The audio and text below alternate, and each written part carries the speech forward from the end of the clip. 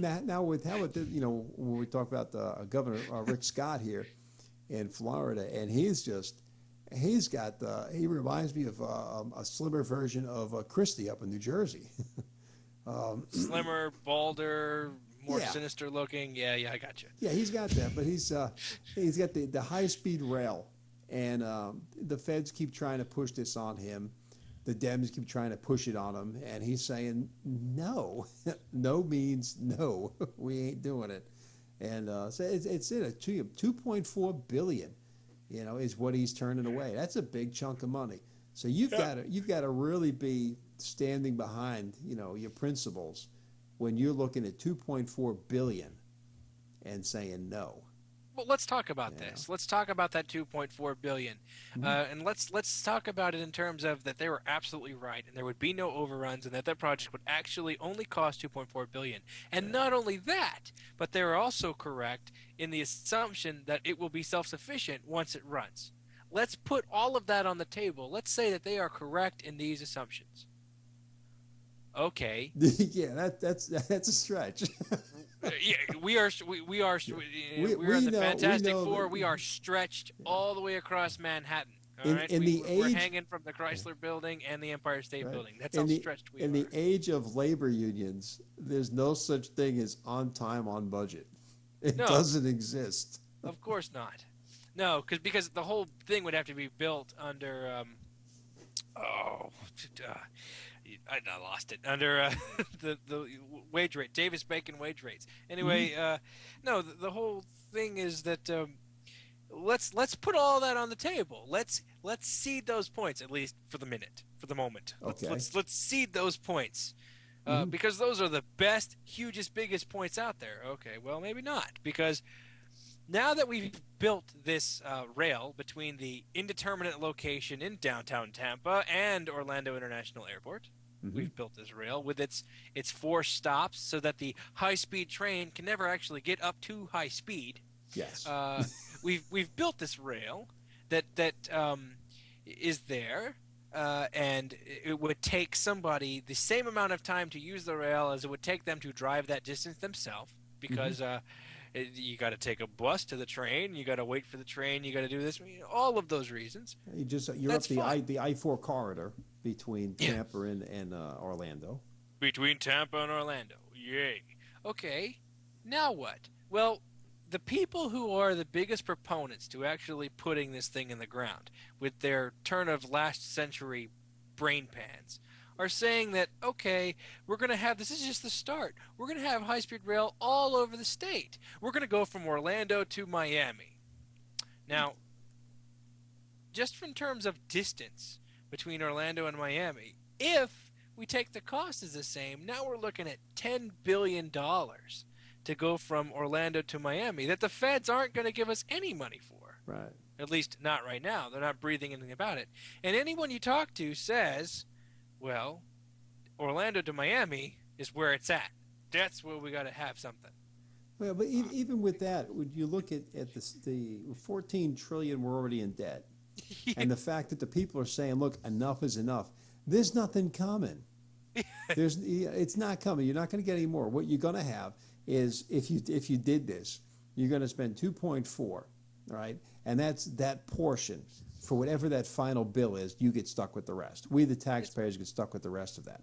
Now I'm going to have to drive my car to the terminal in Tampa, Yeah. get on this high speed rail, go up to Orlando, get off at the airport, and do what?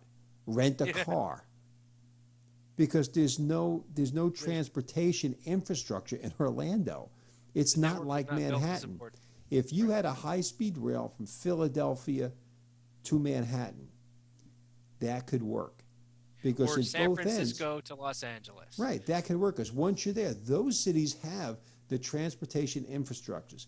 You can go from New York to Boston. That would work. You want to Yeah. go from Orlando to Jacksonville? Not going to work on either end. Yeah, that's right. Orlando to Tampa, not going to work. Because the Orlando to West monorail in Palm, Jacksonville, where does that take you? right? Yes, sir. It's not going to work. You're going to get off the train and go, what do I do now? You can't walk anywhere.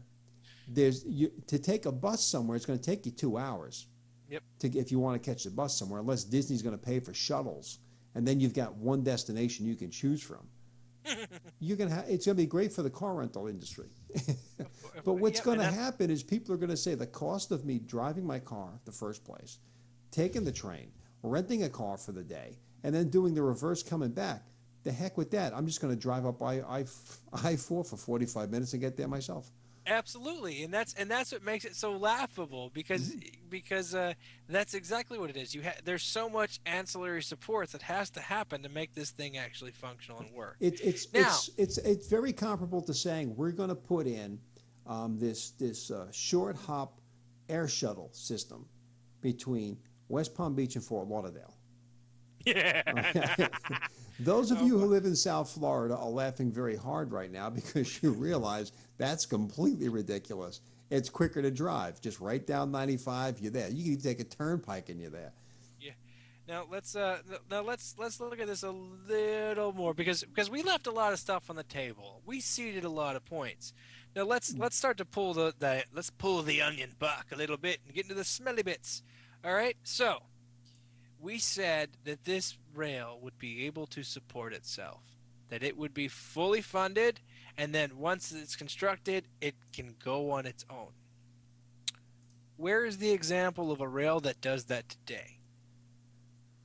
I want one. Give me one example. I can't find any. Every major rail system that I know of, and I know of quite a few, they're all funded by heavy subsidies from the government. And the ones that we have in the United States, the ones in the United States, like what, John? What are the ones that we got in the States? Amtrak, right? Amtrak is a perfect example. Okay, well, of the child who grew up and never left home. That's Amtrak. No, okay, all right. Well, no, well, this isn't Amtrak. That's like comparing your short-run shuttle flights to a massive international, a flight across country. That's what Amtrak is. It's the long haul. Mm-hmm. Okay. Well, let's look at examples of light rails or local transport. We have a perfect example here in the great state of Florida, I think. Mm-hmm. Oh yeah, the Tri-Rail. The Tri-Rail, which I have been on, I have ridden on, and I have been on it when it's very crowded. Mm-hmm. But I also understand that for as cheap as it is, I think it was like $5 I paid to go from Miami Airport all the way up to the terminal point on 45th. Mm-hmm.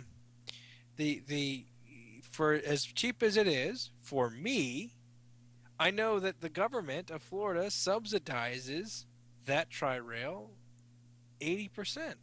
Mm-hmm. Yeah, Tri-Rail every year is in a situation of looking for funds, of trying to meet its maintenance needs. So let's look at that, and we're going to have a high-speed rail, and the high-speed rail is going to be in the exact same situation.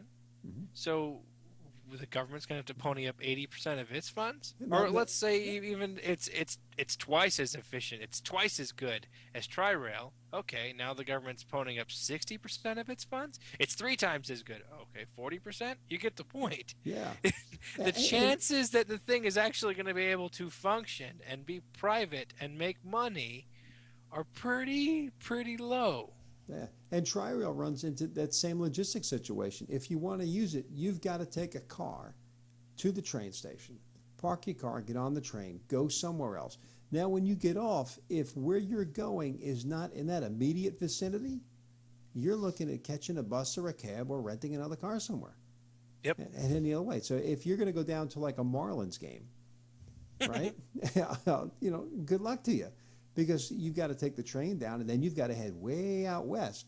You can't take a train out there. You're going to have to probably catch maybe 2 buses that are going to take you there. It's going to take you hours, where by vehicle you're there in, 30 minutes. Yeah. Drive turnpike down to the exit, and you're there in 30 minutes. So yep. It's a real nice idea, and you like the money. Sounds real good. $2.4 billion. We're going to get $2.4 billion. We're going to get a new train system. But then once you get past that 35 seconds of euphoria and you turn and the light turns on, you go, well, what good is it going to do us? Oh, it's not going to do us any good. And what happens when the $2.4 billion runs out? Oh, we're stuck with it for the next 20 years? Maintenance and anything else that happens? Oh, shoot. And all the liability? Yeah, Are you trying no, to say thank that? you. Yeah, Are you trying to say that high-speed rail is like a child? 10 seconds of joy for 18 years of misery? that's quite possible if you got the right Okay. child. But look at Amtrak, and Amtrak's a perfect example.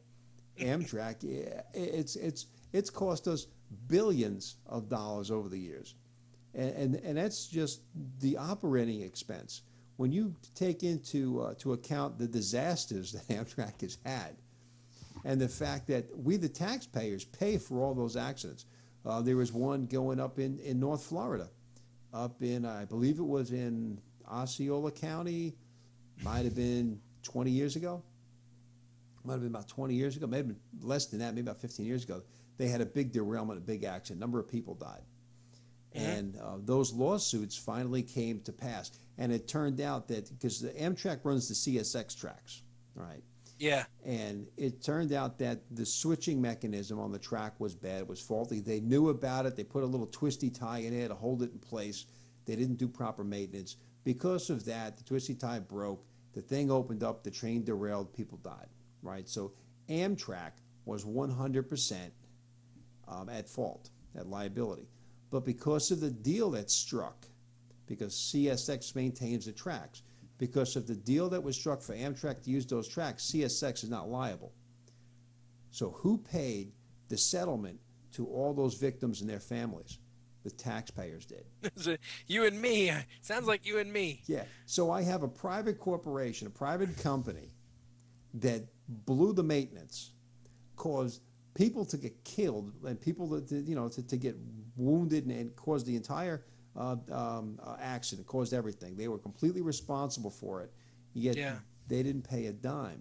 We did. All right. So was that a good deal? So way back in the beginning, when they said, "Look, we're going to take Amtrak, we're going to do the CSX thing, and here's the contract, and we're going to throw some bucks on the table," and they said, "Wow, this is a great deal." In the end, no, it wasn't. It wasn't a great deal. And this is the same thing. $2.4 billion up front, great. You're going to have a system no one's going to use because it's really not going to serve anyone, and then you're going to get stuck with the bill in the end.